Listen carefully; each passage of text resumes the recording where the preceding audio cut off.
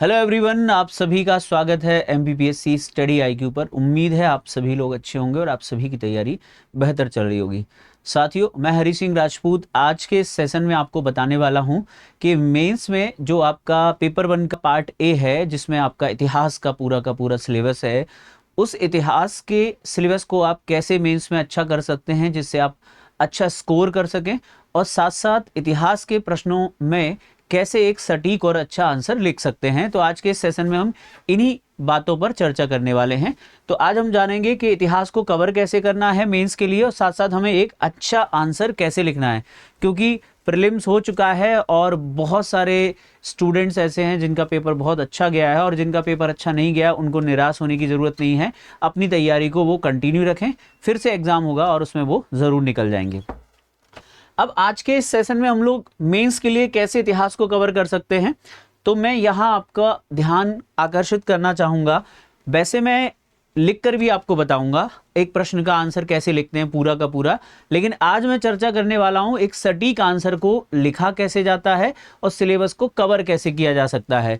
तो सबसे पहले अगर मान के चलिए कि आप मेंस में इतिहास को बहुत अच्छे से कवर करना चाहते हैं, तो उसका तरीका क्या हो सकता है। देखिए, जैसे मान के चलिए आप मेंस के लिए हिस्ट्री को कवर करना चाहते हैं, इतिहास को आप अच्छे से कवर करना चाहते हैं मुख्य परीक्षा में, तो उसका क्या पैमाना हो सकता है। ठीक है, तो उसका पैमाना क्या हो सकता है कि उसका पहला पैमाना तो ये है, ध्यान से सुने, कि सबसे पहले आप सच में चाहते हैं कि आप इतिहास को बहुत अच्छे से कवर करें, तो पीवाईक्यू को आपको बहुत अच्छे से देखना है। क्योंकि अगर आप पीवाईक्यू देखते हैं, ध्यान से सुनिएगा, पीवाईक्यू देखना है, पीवाईक्यू की हमको क्या करनी है, प्रैक्टिस करनी है लगातार। ठीक है, अगर हम इन पीवाईक्यू की प्रैक्टिस करते हैं, ठीक है, इन पीवाईक्यू की हम प्रैक्टिस करते हैं, तो इससे क्या होगा कि आपको दो चीजें समझ में आएगी। जब आप पीवाईक्यू देखेंगे तो पीवाईक्यू देखने से क्या होगा, आपको यह समझ में आएगा कि किन किन टॉपिक से कहां से प्रश्न पूछे जाते हैं, यानी किन टॉपिक से प्रश्न आते हैं। ठीक है, दूसरा, किस तरह के प्रश्न पूछे जाते हैं, किस तरह के प्रश्न पूछे जाते हैं, तो कहां से प्रश्न आते हैं, किस तरह के प्रश्न पूछे जाते हैं। साथ साथ जब आप इन पीवाईक्यू की प्रैक्टिस कर लेते हैं, मेरा जो अनुभव है पिछले 10 साल का, कि ज्यादातर आप अगर पीवाईक्यू अगर देखेंगे तो आपको ये चीज समझ में आएगी कि एमपीपीएससी के कुछ मोस्ट इंपॉर्टेंट टॉपिक हैं, और इन्हीं टॉपिक से जो है लगातार हर साल क्वेश्चन पूछे जाते हैं। जैसे अगर मैं एग्जांपल के लिए देना चाहूं, एंशिएंट में अगर आप जाओगे तो मौर्यन पीरियड जो है वो फेमस है कि क्वेश्चन आना ही आना है। अगर आप दिल्ली सल्तनत में जाओगे तो दिल्ली सल्तनत में 4 ऐसे रूलर हैं जहां से प्रश्न बनने की संभावना पूरी है। एक आपका है गुलाम वंश में, इल्तुतमिश है, बलबन है और रजिया है। अगर आप खिलजी में जाते हैं तो अलाउद्दीन खिलजी है, तुगलक में जाते हैं तो फिरोज शाह तुगलक और मोहम्मद बिन तुगलक की नीतियां हैं। तो हमको ये पता चल जाता है कि किस तरह के प्रश्न आ रहे हैं, कैसे पूछे जा रहे हैं। तो पीवाईक्यू से हम क्या कर सकते हैं, उन पार्ट्स को बहुत अच्छा कर सकते हैं, उन प्रश्नों पे अपनी कमांड कर सकते हैं। प्रश्नों का तरीका हर साल अलग तरीके से पूछा जाता है, लेकिन टॉपिक वही रहते हैं जहां से लगातार प्रश्न पूछे जा रहे हैं। तो एक चीज ये रहेगी। दूसरा है सिलेबस। वैसे सिलेबस को हमको पहले नंबर पे रखना था, लेकिन मैं आपको बता रहा हूं कि सिलेबस को आपको बहुत अच्छे से कवर करना है। जब आप सिलेबस को बहुत अच्छे से कवर कर लेते हैं, तो सिलेबस को कवर करने से क्या होगा कि आपको ये समझ आ जाएगी कि हमारा सिलेबस में क्या क्या है। तो सिलेबस में जो आपका पूरा दिया हुआ है उसको आपको बहुत अच्छे से, आपको सिलेबस की समझ होना जरूरी है। देखिए, सिलेबस की समझ और पीवाईक्यू को देखकर आप ये अंदाजा लगा सकते हैं आपको कहां मेहनत ज्यादा करनी है और कहां कम मेहनत करनी है। तो ये तो हो गया कि आपको स्कोर कैसे अच्छा करना है। तो अगर आप मेंस में स्कोर अच्छा करना चाहते हैं तो पहले सिलेबस और पीवाईक्यू को देखिए। तीसरी इंपॉर्टेंट चीज है वो आपको याद रखना है, रिवीजन बहुत अच्छे से करना है, और रिवीजन के साथ साथ फिर आपको करना है प्रैक्टिस, यानी उत्तर लेखन। बहुत सारे स्टूडेंट देखा गया है वो क्या करते हैं कि वो केवल ओरली रिवाइज करते रहते हैं, ओरली पढ़ते रहते हैं। ओरली पढ़ने से कुछ नहीं होने वाला, क्योंकि एग्जाम हॉल में शब्द सीमा की वजह से आपको प्रश्न आते हुए भी उसका उत्तर आप अच्छे से नहीं लिख सकते, क्योंकि इतना समय ही नहीं होता है जिसके बारे में आप सोच सकें। तो आपको एक क्या करना है, रिवीजन करना है, लेकिन रिवीजन से ज्यादा सबसे ज्यादा फोकस करनी है प्रैक्टिस पर, यानी मॉडल आंसर तैयार करने हैं। प्रैक्टिस बहुत अच्छे से तैयार करनी है, बार बार लिखना है।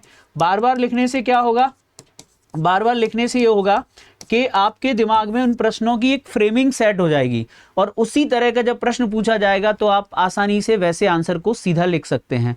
हम 2 मार्कर, 7 मार्कर, 11 मार्कर की चर्चा करेंगे, लेकिन बाद में। अभी हम लोग सिर्फ कीवर्ड्स। अब सिलेबस को हमने देख लिया कि ये 3 चीजें हमको करनी है। पहले हमें सिलेबस समझना है, पीवाईक्यू देखने हैं, और रिवीजन और प्रैक्टिस करनी है, जिससे आप मेंस में अच्छा स्कोर कर सकते हैं हिस्ट्री के क्वेश्चंस में। और इसमें ये सबसे इंपॉर्टेंट चीज रहेगी, जो भी विद्यार्थी प्रैक्टिस करते हैं मॉडल आंसर की, जो भी मॉडल को, जो आपके पीवाईक्यू जो है, पीवाईक्यू की लगातार प्रैक्टिस करते रहते हैं, लिखते रहते हैं, और फिर जो टेस्ट में उनको क्वेश्चन दिए जाते हैं उनकी प्रैक्टिस जब वो करते हैं, उनका मेंस बहुत अच्छा जाता है। हर साल ऐसे अभ्यर्थी ही सिलेक्ट होते हैं। तो आपको पीवाईक्यू को बहुत अच्छे से देखना है, पीवाईक्यू का आपको आंसर तैयार करना है, साथ साथ आपको टेस्ट के आंसर्स को भी तैयार करना है। इसके बाद आते हैं कुछ ऐसे कीवर्ड्स हैं जो एग्जाम में लगातार पूछे जाते हैं, उनको आप कैसे डील कर सकते हैं, जो बड़े बड़े प्रश्नों में अक्सर पूछे जाते हैं। जैसे कि जब आप लिखते हैं, देखिए अभी हम चर्चा करेंगे 2 मार्कर, और उसकी बाद में चर्चा करेंगे, उस पर एक अलग वीडियो रहेगा। अभी हम कुछ कॉमन चीजों की चर्चा कर रहे हैं कि आप कैसे अपने आंसर को बेहतर कर सकते हैं। देखिए, आपने देखा होगा कि एग्जाम हॉल में, या आपने पीवाईक्यू देखे होंगे, तो पीवाईक्यू में आपने कुछ ऐसे देखा होगा, कुछ क्वेश्चन आते हैं जिनमें लिखा रहता है आलोचनात्मक जांच करें। कुछ क्वेश्चंस होते हैं जिनमें लिखा रहता है कि विश्लेषण करें, आपने ध्यान दिया होगा। कुछ क्वेश्चंस होते हैं जिनमें लिखा रहता है मूल्यांकन करें। कुछ क्वेश्चन होते हैं जिसमें लिखा रहता है विस्तार से व्याख्या करें, या इस तरीके के वर्ड आप लोगों ने देखे होंगे। तो इसमें किस तरीके से आपको डील करना है ये मैं आपको बता रहा हूं। सबसे पहले हम बात करते हैं हमारे आलोचनात्मक की जांच करें। जब भी ये शब्द दिया जाए आलोचनात्मक का, तो इसमें जो नए स्टूडेंट हैं वो हमेशा ये समझते हैं कि आलोचनात्मक का मतलब है कि इसमें केवल आपको नेगेटिव लिखना है। ऐसा बिल्कुल भी नहीं है कि आपने आलोचनात्मक देखा है और आप नकारात्मक लिखना शुरू कर दीजिए। यह शब्द आमतौर पर तब जोड़ा जाता है जब परीक्षक आपसे स्पष्ट रूप से निष्पक्ष निर्णय की मांग करता है। आप एक ही रुख नहीं अपना सकते या अन्य तथ्यों के प्रति अंधे नहीं हो सकते। मतलब इसमें आप ध्यान से सुन लीजिए, आलोचनात्मक व्याख्या का मतलब यह नहीं होता कि आप केवल कमियां या नकारात्मक चीजें लिखने, आपको उसके सकारात्मक और नकारात्मक दोनों पहलुओं को लिखते हुए अपनी बात कहनी है, और तथ्यों के साथ कहना है, ऐसा नहीं कि मन से कुछ भी लिख देना। ठीक है, तो याद रखिएगा, आलोचनात्मक का मतलब है केवल नकारात्मक नहीं। समझ में आया कि केवल नकारात्मक नहीं लिखना है। कैसा नहीं लिखना है? केवल नकारात्मक नहीं लिखना है, याद रखिएगा। निष्पक्ष लिखना है, दोनों पहलुओं को लिखना है। किसी को लग सकता है कि सरकारी योजनाओं और कार्यक्रमों के बारे में नकारात्मक बातें लिखना ठीक नहीं है। ऐसा बिल्कुल नहीं है। अगर कोई पूछा गया है किसी चीज के बारे में, इतिहास में अलग तरह के प्रश्न होते हैं, और सरकारी योजना जैसे इकोनॉमिक्स, पॉलिटी या किसी और सब्जेक्ट में या करंट से रिलेटेड कुछ पूछा जाता है, तो ऐसा नहीं कि आप उसमें नकारात्मक कमियां नहीं निकाल सकते, बिल्कुल निकाल सकते हैं। तो मैं आपको बता रहा हूं कि आलोचनात्मक का मतलब है कि जब भी आपसे पूछा, जैसे गुप्त काल भारत का स्वर्णकाल था या नहीं, आलोचनात्मक व्याख्या करें, तो आपको उसके पक्ष में भी तर्क देना है और क्यों नहीं था उसके पक्ष में भी तर्क देना है। यानी कुछ हिस्टोरियन मानते हैं कि वो नहीं था, कुछ मानते हैं वो था। दोनों को तर्कों को आपको उसके प्रमाण के साथ बताना है, और लास्ट में अपना एक कोशिश करनी है कि अपना एक पॉजिटिव आंसर, यानी उसकी उपलब्धियां बताई जा सके कि भले ही उसमें कमियां थी फिर भी उसकी अपनी एक उपलब्धि रही है। तो ये शब्द का मतलब होता है। ऐसे आ जाते हैं, चलिए इसका बेसिक मतलब समझा दी। अब आ जाते हैं विश्लेषण। विश्लेषण का मतलब होता है एनालिसिस, मतलब आपको विश्लेषण करना है सही और गलत का। जब विश्लेषण करने के लिए कहा जाता है तो हमें प्रश्न को भागों में तोड़ना होता है, उनके विवरण और अंतर संबंधों की सावधानी पूर्वक जांच करनी होती है। विश्लेषण प्रश्न के हर पहलू की जांच करने से कहीं अधिक गहराई से, मतलब कुल मिलाकर जिस चीज के बारे में आपसे विश्लेषण पूछा जा रहा है उसको आपको क्या करना है, डिटेल में आपको क्या करना है, जानकारी देनी है, वो भी एविडेंस के साथ। ठीक है, आप अपने मन से कुछ मत लिखिए, क्योंकि आप अपने मन से लिखेंगे तो गलत हो जाएगा आपके प्रश्न का उत्तर। तो एक विश्लेषण शब्द होता है ऐसी, और आपको बता देता हूं, जब विश्लेषण दिया जाता है तो आमतौर पर प्रश्न को विभिन्न भागों में इसे तोड़ दिया जाता है और आप अपने उत्तर में प्रश्न का सही ढंग से विश्लेषण करने के लिए क्या कर सकते हैं, सामग्री शब्दों की पहचान करने की आवश्यकता है। ये क्या होता है सामग्री शब्द, ये भी मैं आपको आगे के जो वीडियो रहेंगे उनमें आप लोगों को जरूर बताऊंगा। ठीक है, अब आते हैं मूल्यांकन, इवेल्युएट करना है आपको अपने प्रश्न को। अब आपसे पूछा गया कि किसी भी प्रश्न में, जैसे उन्होंने कहा, मैं हिस्ट्री का ही क्वेश्चन आपको दे देता हूं, हम गुप्त काल में चल सकते हैं या मौर्य काल में चल सकते हैं, किसी और प्रश्न के बारे में हम चल सकते हैं। जैसे ज़्यादातर जो प्रश्न होते हैं जो विवादास्पद होते हैं उन्हीं पर इस तरह के प्रश्न पूछे जाते हैं।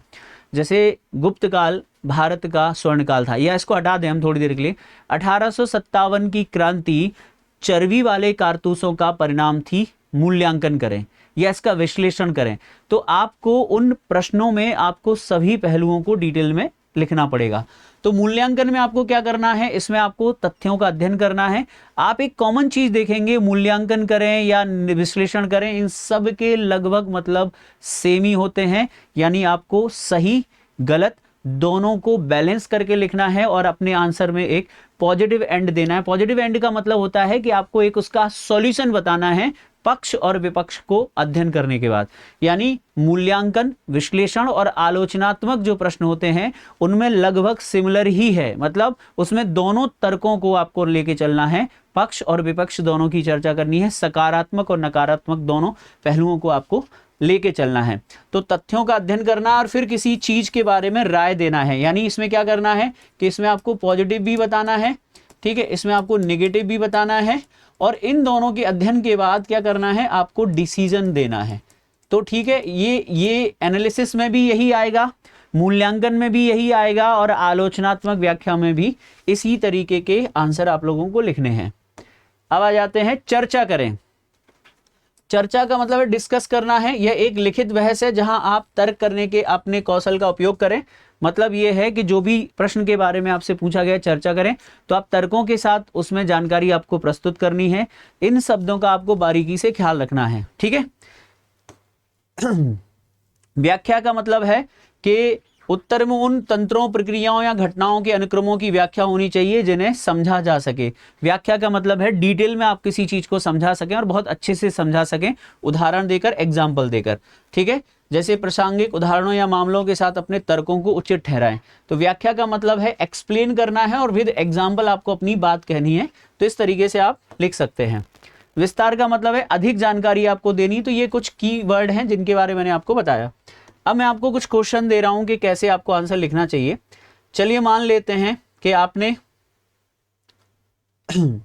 परिभाषित करें में भी देख लीजिए क्या होता है, आप ध्यान से सुनिएगा। जैसे अगर किसी प्रश्न में आता है कि परिभाषित करें, तो आपको उसकी सही ढंग से व्याख्या लिखनी, शब्द का सटीक अर्थ आपको बताना है, परिभाषा से संबंधित मुद्दों या समस्याओं पर चर्चा करना है। चर्चा करना है कि क्या परिभाषा से संबंधित अलग अलग व्याख्याएं हैं, ठीक है। मतलब क्या होता है, कई बार किसी शब्द की अलग अलग व्याख्या होती है। जैसे आप सूफी पढ़ेंगे, सूफी क्या है, तो अलग अलग लोगों ने, अलग अलग विद्वानों ने सूफी की अलग अलग परिभाषा बताई है। तो आपको एक स्टैंडर्ड परिभाषा इसमें आपको लिखनी है। अब आप में से बहुत सारे लोग ये जानना चाहते होंगे प्रश्नों को लिखा कैसे जाता है। जैसे एक और चीज होती है तुलनात्मक, जब प्रश्नों का आंसर देखा जाता है कि सिंधु सभ्यता और वैदिक सभ्यता, वैदिक काल के बीच समानताओं और अंतरों की व्याख्या कीजिए, प्रश्न पूछा गया है। अब इसमें आपको क्या करना है, सबसे पहले आपको सिंधु और वैदिक सभ्यता का आपको परिचय देना है कि ये क्या थी, फिर दोनों में समानताएं असमानताओं के बारे में आपको बताना है। मैं आपको आगे आंसर लिखकर भी बताऊंगा, अभी तो केवल आपको बता रहा हूं कि किन चीजों को आपको ध्यान रखना है जिससे आप एक अच्छा आंसर लिख सकते हैं। जैसे इस प्रश्न का आंसर अगर आपको लिखना हो तो ये प्रश्न की मांग क्या है कि प्रश्न में आपको सिंधु सभ्यता और वैदिक काल के बीच समानताओं और अंतरों का विस्तार पूर्वक वर्णन करना है, ठीक है। अपने उत्तर की शुरुआत में संक्षिप्त प्रासंगिक परिचय दीजिए, यानी इंट्रोडक्शन की बात है, यानी पहले आपको वैदिक और सिंधु सभ्यता का परिचय देना है, उसके बाद आपको समानताएं और असमानताओं को डिटेल में लिखना है, ठीक है। जैसे इसकी क्या रहेगी, इसकी परिभाषा देखिए, इसका स्टैंडर्ड कि भारत के इतिहास में सिंधु सभ्यता और वैदिक काल दोनों ही हमारे अतीत के बारे में उल्लेखनीय जानकारी उपलब्ध कराते हैं। इन दोनों सभ्यताओं के बीच समानताओं और अंतरों का विवरण निम्नलिखित है। फिर आपका वही परंपरागत तरीका है कि आपको क्या करना है, एक चार्ट बना के दे सकते हैं आप, ठीक है, कि नगरीकरण को लेकर बता सकते हैं, समय अवधि को लेकर बता सकते हैं, ठीक है, और भी चीजें हैं जैसे कि रिलीजन को लेकर बता सकते हैं, दोनों में धर्म कौन सा था, दोनों में, ठीक है, दोनों में आप समाज की प्रकृति बता सकते हैं कि वैदिक काल में समाज कैसा था, सिंधु सभ्यता में कैसा था, सिंधु सभ्यता में धर्म कैसा था, वैदिक सभ्यता में धर्म कैसा था। तो इस तरीके से आपको क्या करना है, अपने प्रश्न को क्या करना है, अंतर डिफाइन कर सकते हैं, ठीक है। इसी में आप समानताएं और असमानताएं इस तरीके से आप लिख सकते हैं। और मैं आपको प्रश्न बताता हूं कैसे आप लिख सकते हैं। ये तो एक केवल आपको एग्जाम्पल दिया है। जैसे मान के चलिए मैं आपको एक प्रश्न देता हूं, चलिए एक क्वेश्चन है, ध्यान से सुनिए। क्वेश्चन में है कि भारत में 1857 के विद्रोह को भड़काने वाले मुख्य कारण क्या थे, चर्चा करें। इसमें उन्होंने क्या है, एक्सप्लेन मांग लिया है, डिस्कस करना है, आपको डिटेल में बताना है कि क्या क्या कारण थे। अब प्रश्न की डिमांड क्या है, प्रश्न में ध्यान से सुनिएगा, मुख्य कारण वो आपसे पूछना चाहते हैं। तो आप मुख्य कारण तो बता सकते हैं, लेकिन आपको शुरुआत कैसे करनी, शुरुआत आपको करनी है एक परिचय से। 1857 की क्रांति का परिचय आपको देना है, फिर आपको मुख्य कारण लिखने हैं, और मुख्य कारण बताने के बाद आपको क्या करना है, लास्ट में आपको इसका निष्कर्ष यानी परिणाम बताना है। हम नेक्स्ट सेशन में चर्चा करेंगे 2 मार्कर कैसे लिखें, 7 मार्कर कैसे लिखें, इस पर हम काफी डिटेल में चर्चा करेंगे, और शब्द सीमा को किस तरीके से आपको पालन करना है इसकी भी हम चर्चा करेंगे। अब जैसे इस प्रश्न का आंसर देखिए, तो प्रश्न में आपको उन मुख्य कारणों को लिखना होगा जिनके कारण 1857 का विद्रोह हुआ था या भड़का था। शुरुआत कैसे करते हैं, देखिए रूपरेखा यानी जिसे हम इंट्रोडक्शन कहते हैं, क्या होनी चाहिए। अपने उत्तर की शुरुआत 1857 के विद्रोह के संक्षिप्त परिचय से करें। कैसे करना है, फिर उन कारणों को हमको लिखना है। तो ये देखिए, ये लिखा है 1857 का विद्रोह जिसे भारतीय विद्रोह या प्रथम स्वतंत्रता संग्राम के रूप में भी जाना जाता है, राजनीतिक, आर्थिक, सामाजिक, धार्मिक और सैन्य कारणों के संयोजन यानी इन सभी कारणों के परिणाम स्वरूप हुआ था। फिर एक एक करके हमको क्या करना, सभी कारणों के बारे में बताना है। जैसे सैन्य कारण क्या थे, सैन्य कारणों में हम बताएंगे। फिर हमको बताना है राजनीतिक असंतोष या राजनीतिक कारण क्या था। फिर हमको आर्थिक सामाजिक कारण बताना है, आर्थिक संकट हम बता सकते हैं। और फिर हम बता सकते हैं सामाजिक धार्मिक कारक।